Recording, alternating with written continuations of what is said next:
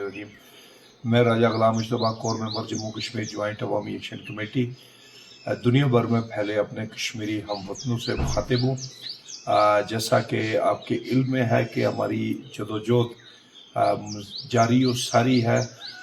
9 जून से जिस लॉन्ग मार्च का आगाज़ हुआ था वो रावलाकोट के मकाम पर पहुँच के एक पुरअमन धरने की शक्ल में इस वक्त पड़ाव में मौजूद है।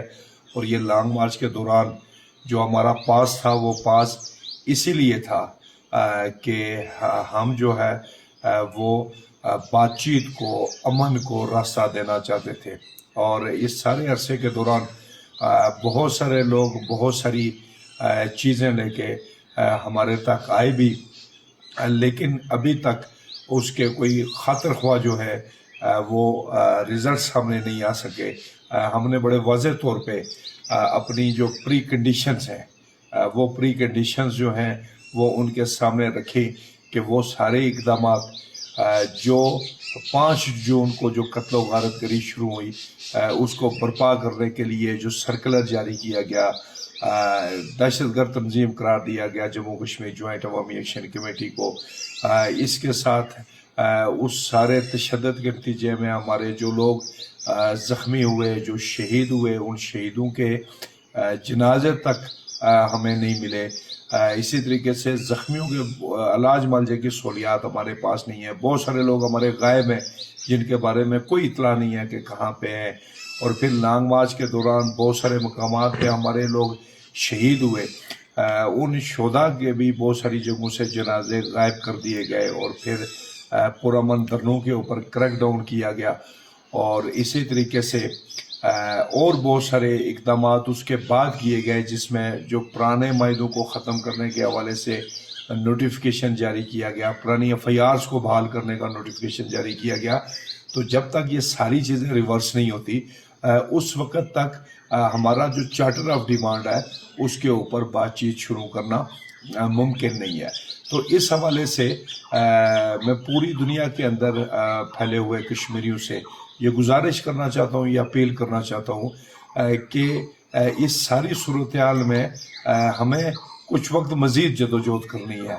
हमें पूरा यकीन है कि इस जदोजहद में हम कामयाब होंगे और हम रोज़ बरोज़ कामयाबी की तरफ बढ़ रहे हैं। और कामयाबी की तरफ बढ़ने की जो सबसे बड़ी दलील है वो हमारे धरनों के अंदर तादाद में मुसलसल इजाफा होना है। जो तादाद हमारी पहले दिन थी आज वो तादाद कहीं ज़्यादा बढ़ चुकी है। अभी हमारा मुजफ्फराबाद डिवीज़न के अंदर भी बहुत सारी जगहों पे बहुत बड़ी तादाद में लोग निकले हुए हैं जो रास्ते में रुके हुए हैं। एक हिकमत अमली के तहत वो रास्ते में रुके हुए हैं। तो इसी तरीके से बाकी जगहों के ऊपर भी धरने मुनज़्ज़म हो रहे हैं और धरनों में ख़वातीन की जो शिरकत है वो मैसिव है, बच्चों की शिरकत मैसिव है। ओवरसीज़ के अंदर हमारी बहुत अच्छी मूवमेंट जा रही है और इस सारी चीज़ को जारी रखने की ज़रूरत है। इसलिए जारी रखने की ज़रूरत है कि हमने हमेशा ये कहा कि हम पुरअमन लोग हैं, हम अपने चार्टर ऑफ डिमांड के लिए जदोजहद कर रहे हैं, लेकिन कभी हमें हिंदुस्तानी एजेंट बनाने की कोशिश की गई, कभी कुछ कहा गया, कभी कुछ कहा गया। और अभी तो बहुत सारे जो हमारे ये सियासतदान हैं शर्म आनी चाहिए उनको, ऐसे ऐसे बयानात दे रहे हैं कि वो बयानात सुन के बंदे का कलेजा मज़ीद जलता है और उनकी सोच के ऊपर मातम करने का दिल करता है और उन लोगों पे मातम करने का दिल करता है जो लोग इन्हें वोट देते रहे। आज इनके पास कोई जस्टिफिकेशन नहीं है। जिन्होंने हमें कलादम करार दिया वो आज कह रहे हैं जी कि वो हमारे भाई हैं। हम आपके भाई हैं, अगर हम आपके भाई थे तो आपने हमें कलादम क्यों करार दिया, हमारे साथ मायदे क्यों किए गए। तो ये बहुत सारे सवालात हैं जिनके जवाब हमने लेने हैं। हमने अपने शहीदों के खून का हिसाब लेना है, हमने अपने ज़ख्मियों का हिसाब लेना है। और जो लोग पाबंद सलासल किए गए, उनको टॉर्चर किया गया, चादर और चार दीवारी का तकद्दस पामाल हुआ, घरों को मसमार किया गया, दुकानों को लूटा गया रावलाकोट शहर के अंदर, ये बहुत सारे वाक़यात हैं जिनका अहाता एक से एक वीडियो में नहीं किया जा सकता। तो इस सारी चीज़ का भी हिसाब किताब होना बाकी है। तो इस हवाले से मैं अपने ओवरसीज़ कश्मीरियों से स्पेशली ये गुजारिश करना चाहूँगा कि आप अपनी इस जदोजहद में मज़ीद तेज़ी लाएँ। जहाँ मैदान में हम लोग اپنی بساط کے مطابق جتنی ہماری استطاعت ہے اس کے مطابق ہم اپنی کوشش کاوش کر رہے ہیں، لیکن ہم سب کی جب اجتماعی کوشش کاوش ہوتی ہے تو اس کے نتائج برآمد ہوتے ہیں۔ آج کچھ ایسی ڈیولپمنٹس ہوئی ہیں کہ جن ڈیولپمنٹس کے اوپر بھی عجیب و غریب قسم کی ایک بات چیت کی جا رہی ہے۔ نون لیگ پیپلز پارٹی کو مورد الزام ٹھہرا رہی ہے، پیپلز پارٹی نون لیگ کو مورد الزام ٹھہرا رہی ہے، حالانکہ کل جب اے پی سی ہوئی تو اس اے پی سی میں ان سب نے اس بات پہ اگری کیا کہ جموں کشمیر جوائنٹ عوامی ایکشن کمیٹی کو کالعدم تنظیم قرار دے کر اس کو ختم کیا جائے، لیکن وہ سارا ان کے گلے پڑ گیا، اس لیے کہ جموں کشمیر جوائنٹ عوامی ایکشن کمیٹی قوم کی کمیٹی ہے، اس میں پوری قوم شامل ہے، قوم کا ہر غیرت مند فرد شامل ہے۔ تو اب یہ آئیں بائیں شائیں کر رہے ہیں، ایک دوسرے پہ الزامات لگا رہے ہیں اور رام گانیاں کر رہے ہیں۔